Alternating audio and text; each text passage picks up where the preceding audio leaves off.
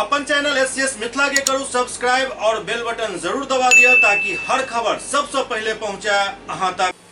पूर्वी चंपारण में लोकसभा चुनाव में मतदान प्रतिशत बढ़ावे के लक एक कार्यशाला के आयोजन किया गया।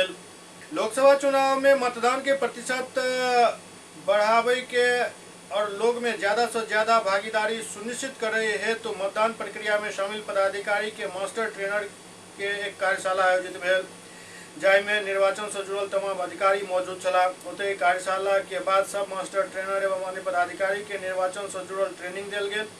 ओते पूर्वी चंपारण के निर्वाचन पदाधिकारी मुकेश कुमार सिन्हा मास्टर ट्रेनर के भ रहल ट्रेनिंग के लक शांतिपूर्वक मतदान के लक मतदान से जुड़ल लोग मतदान से जुड़ल जानकारी दिलन ताकि कोनो भी तरह के किनको समस्या उत्पन्न नहीं हुए।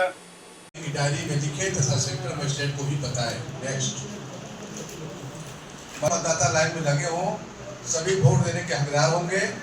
पीठासीन अधिकारी समय तक उपस्थित मतदाताओं की लाइन लगाकर अपने हस्ताक्षर पर्ची जिस पर 1, 2, 3 क्रम से लिखा होगा जारी करेंगे। यह तात्पर्य यह होगा कि प्रथम मतदाता को अंतिम नंबर की पर्ची और अंतिम मतदाता को प्रथम नंबर की पर्ची जारी है।